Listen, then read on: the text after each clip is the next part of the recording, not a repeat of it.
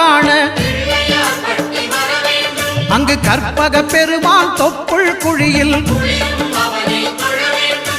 திங்கள் பகவான் திருமுகம் காண